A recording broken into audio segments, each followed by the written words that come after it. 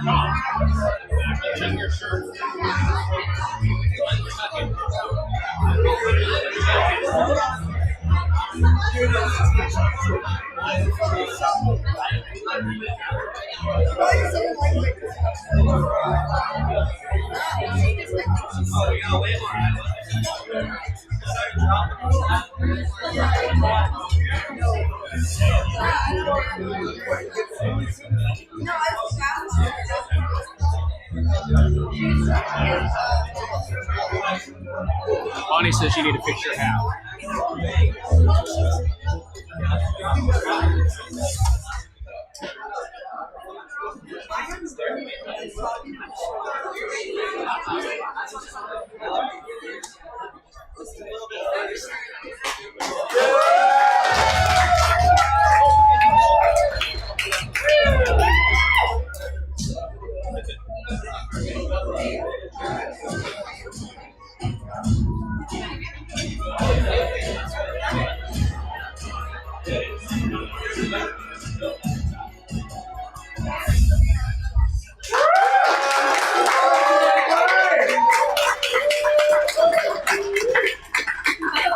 Good evening, everybody. Welcome to the semifinals press conference here on Friday evening at the esteemed Balboa Yacht Club. Did we have a great day of racing today, or what? The semifinals are tied at 1-1. It was a spectacular conclusion, first of all, to the rounds robin, and then the semifinals are tied, as we said, at 1-1. We're delighted to have you all here at Balboa Yacht Club for the 7 p.m. semifinals presser, which will be led by none other than Andrew Rhodes. Andy?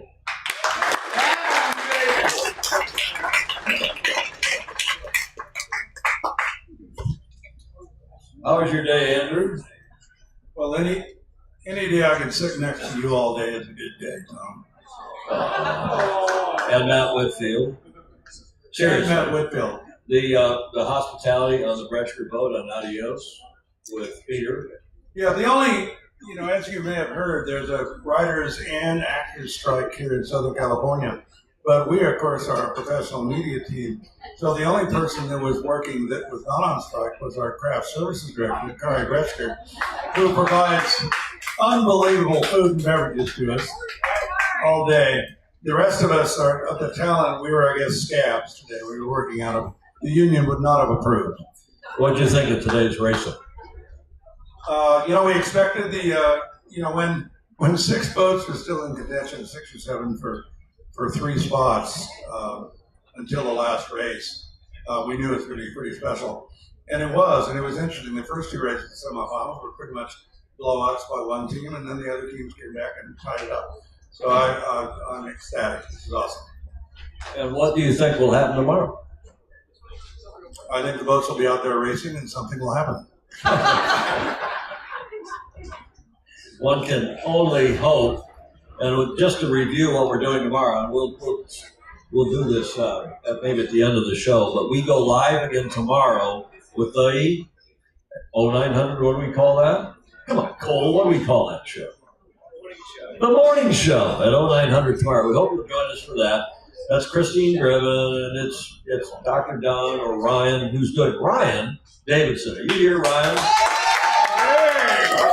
Who is doing a fabulous job for us with the race committee, filling in for Dr. Don Becker. And also the umpires, Andy, again today, were they flawless? I don't know if Jeffrey Peterson would agree that they're flawless, but the umpires did a Well, always when you're discussing whether the umpires did well or not, there are, shall we say, different perspectives. But no, I think the umpires are terrific. And as I said earlier over at the table with a lot of the umpires over there, that this is the first time I've ever seen a chump, a chief umpire, with an incredible sense of humor. So it's great stuff. John? Incredible sense. There's Damien. Damien, come on up. Damien! Come on, Damien. Damien! Come on up. We don't need you to sit or talk, but we just want to get you on the And camera. Diamond's a fellow Aussie, well, I guess I'm not, but anyway, he's. We just want to recognize That's you. right. Maybe You're Damien- Australian. maybe you You're want to- Australian, you're not needed, man. Damien, maybe you want to say something. Maybe you also want to tell us what happened in that second penalty that Jeffrey copped today. I'd love to be able to tell you, but I was in the cheap seats watching it. So there were a couple of other umpires handling the match who were no doubt in the right position to make the right call. Damien, that was a really good and political answer. That's awesome. Thanks. Thank you. Thanks for the Thank you, David. Great job. Great job. Okay, Andrew, we've got some competitors to introduce here. We're going to bring up two sets of semifinalists. In the first set, who can identify these two croutons? Justin Callahan and Jeffrey Peters.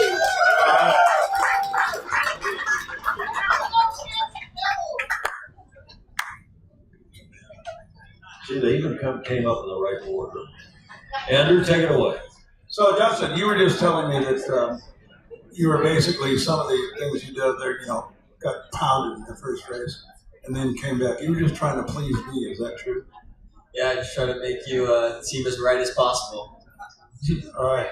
Well, not that you like being talked about on air, right? You don't care about being talked about on air? No. I mean, as long as it's good news. Yes. Hopefully. I haven't watched it yet. Well, nor have I. So I have no idea what it is. But, well, maybe it's the Harvard thing that, we don't need any more publicity. We're fine. We're famous already, right? That was a great comeback. Let's talk about sailing. You got, to use one of the sailing expressions, you got pounded in the first race. Yeah, we got obliterated pretty quickly. I think it was pretty obvious we kind of both wanted the left, and on the first race we didn't really execute our start. We got hooked a little too early and had to tack out. Kind of end up hipped up on Jeffrey. And it kind of didn't go so well there. You stayed for a while, huh? We stayed for a while, and then we didn't have the best wheels, and then I kind of just looked at your boat. We made a lot of adjustments after we realized we were slow, and I think that helped us a little bit more in the second race. Well, I was going to say, in the second race, and we'll ask Jeffrey the same question, but I think they were way fast. Yeah, I mean, there's no doubt that they were, a quick team, especially in the breeze, being 4 up and right on whip. We knew that going in to today when we made our selection. And yeah, the second race, they seriously found some pace. And yeah, it was a really good race. And we were expecting off that start of the second race. It's like, sweet, like this is going to be a repeat of the race one. We got the left. We know that the left was favored. And, I kept looking over my shoulder and just going, holy shit, he's going high. He's going faster. Oh my God, he's going back forward. Okay, looks like we're following into this one, boys. It's pretty quick. Yeah, we could see probably something I know, something you couldn't, but it looked like, I remember the sun came out just briefly there, and it went just a little bit right, and we could see it. And you guys started off sort of like that, bark right, but they lifted off you and did get a little bit of lift, probably only like 8 or 10 degrees, but it was enough. Yeah, it was enough to hold off the lane line because, once we did get in closer to the port lane line, they started to drop back, but by then it was enough to hang on all the way to lane line and, force us to follow in there. So, yeah, it was. I think they were really quick off that line, and that was something that we didn't really see coming. And, I think the pace from first race and second race, they're a fantastic team, and we were expecting it to be a hard fight. So, it was a great race. Yeah, well, I think both of you, Jeffrey, have always focused on, praising your crew, and both your crews did an incredible job. I mean, the dives were great, the sets were great, and you need to. And one little mistake in a race like that, this is the second race. One of the the things in a race like that is a little mistake in crew work, and that's a boat length or two, and that's the difference.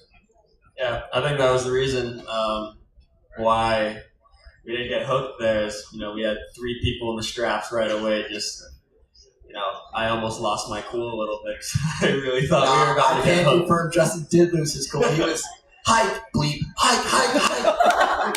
Now I'm just getting exposed. I thought we were good with the almost. Well, I didn't say it. So okay.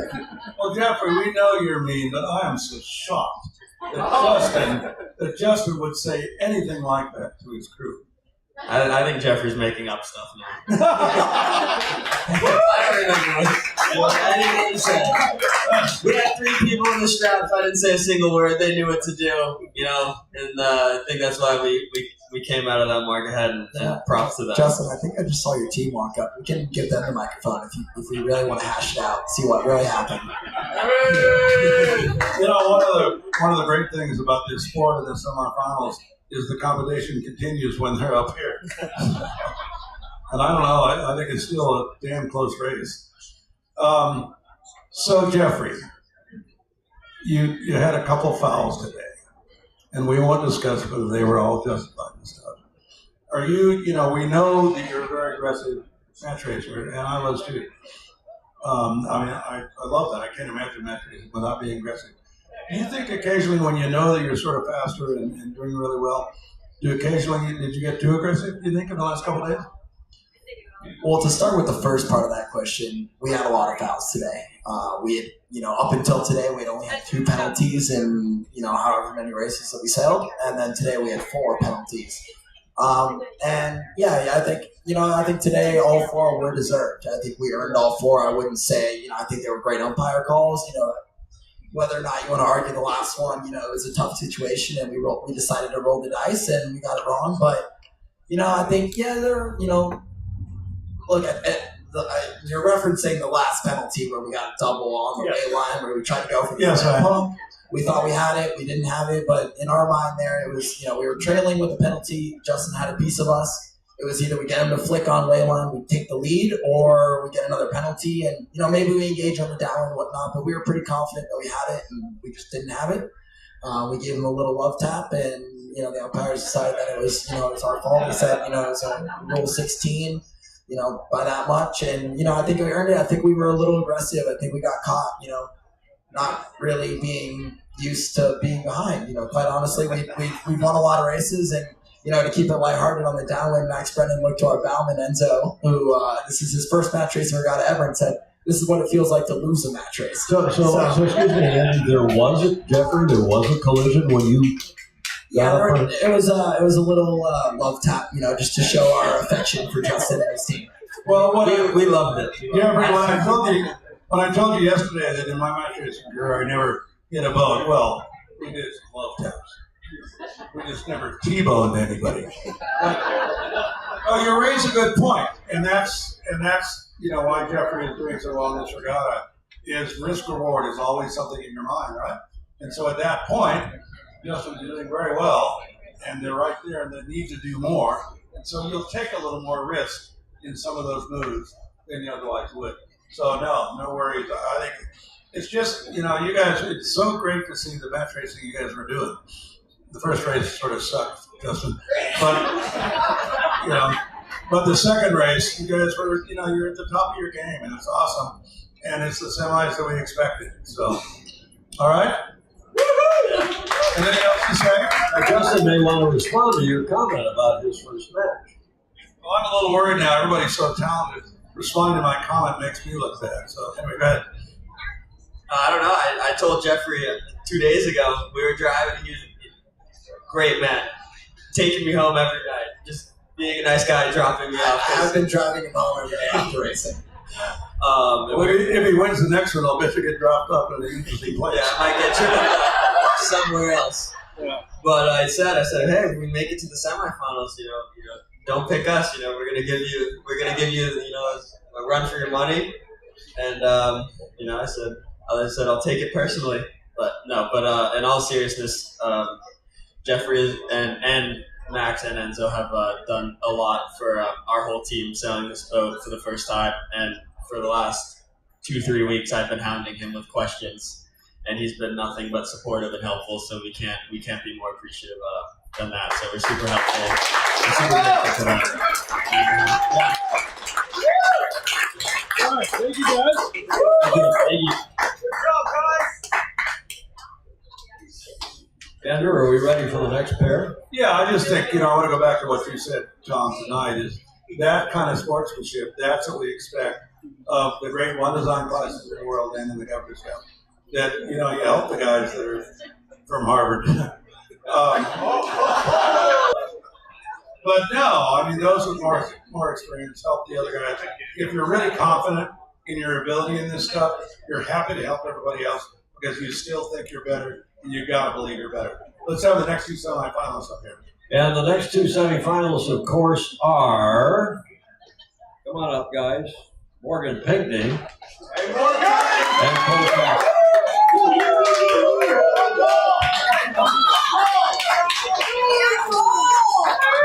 My applause is louder than Andy's. So I have to sit next to Morgan instead of somebody that's sort of cultured down here. All right, guys. Well, another semifinal that was sort of what we expected. Sort of a, big sort of lead in the first race. And then you totally got pounded in the second one, didn't you? Not how I remember. That's the longest pause Morgan Pinckney has ever had before responding. Gotta use some, Yale intelligence to respond.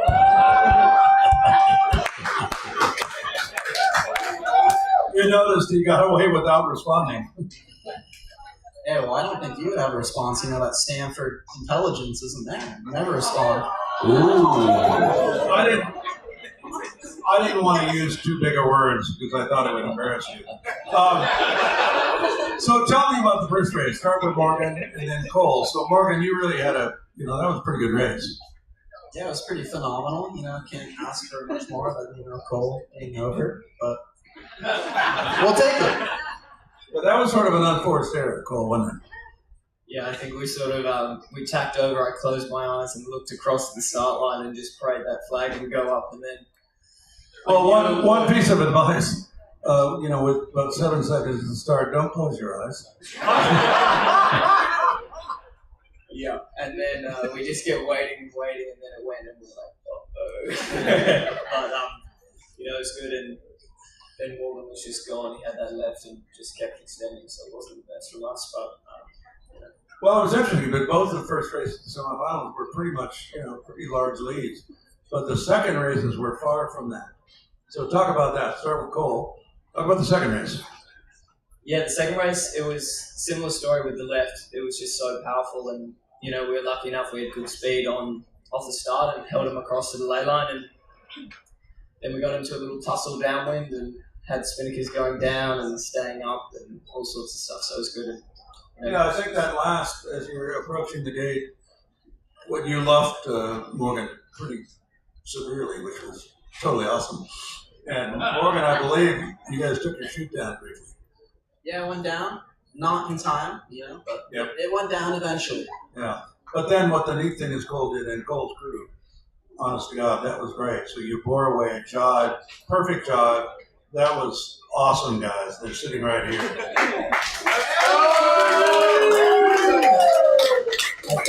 And he came in, he pulls up the phone and watches the replay of that moment and listened and heard the great crew work comment. I think he's never had a bigger smile across his face. So Well, it was true. It was true. And, we say that, and we had a complaint yesterday from someone who said, get some crews up here, and we probably will tomorrow, but maybe on the morning show. But if there's ever if you ever worry about whether the crews were really important to this, that particular maneuver, that stuff was awesome. Good point. And it's fun to see, It's, oh, look at that, he's going to dive, he's just standing away from him. And Morgan was probably thinking the same thing. Oh, he's just standing away from me. Anyway, great racing, you guys. It's what we intended, and you guys are all close. And truly, this is a total cliche, but any one of the 4 semifinalists could win this, don't you think? yeah, for sure, I think.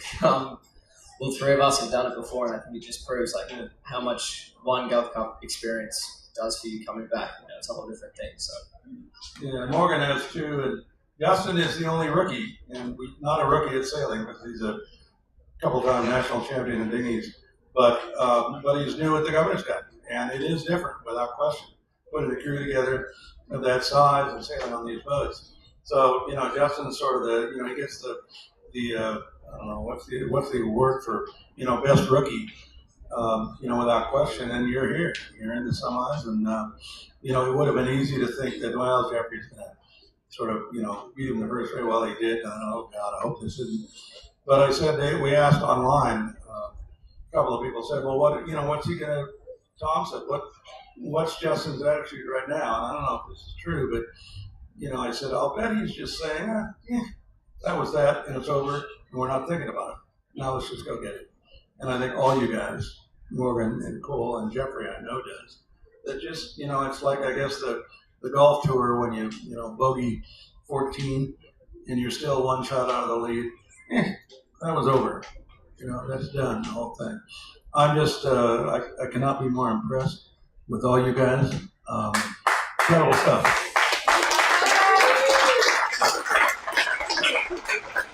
All right, one last question. So, Morgan, how are you going to get in tomorrow? oh, we're gonna get him. That's top secret info. Can't tell about. Go Morgan! Cole? I think Marius wished bad dreams on Jeffrey last time. Oh, God, Marius. Yeah, Marius. Call Marius and see if he wants to wish some bad dreams on. Well, Jeffrey. Andy, I have a dream catcher. Wouldn't you know? Yeah, well, anyway, it'll be great fun, and but I sort of recommend the best way to win a race is get a first place start and continue to improve your position. So think about that. Thanks, guys.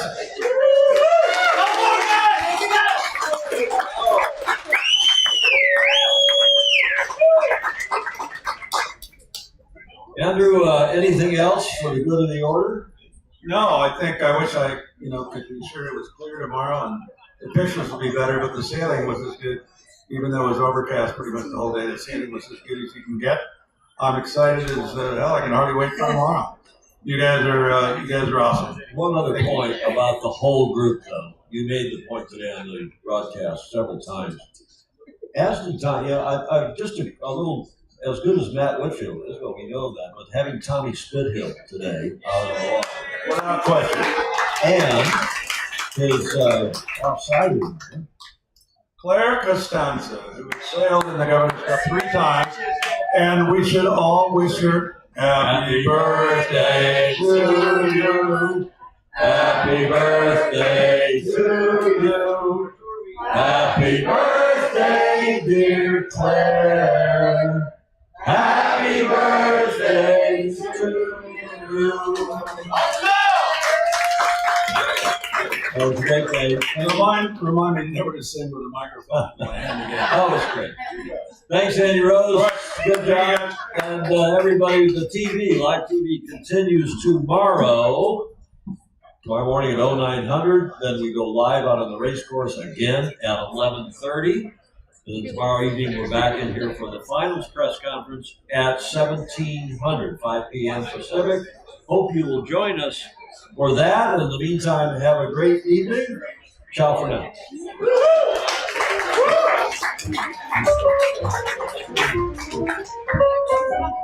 Good job, Shirley.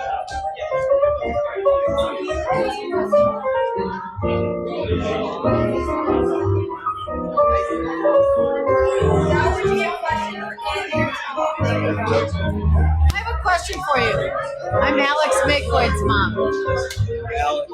Maycoyd. Oh, yeah. She was in the finals. And I'm Tracy. Nice to meet you. Question. How many young women have been in the finals? Not many. It's some, but I think I talked to her the other night. You did? Yeah, I know Morgan pretty well. I talked to her at some point. She's amazing. Let me get us off the air. Okay.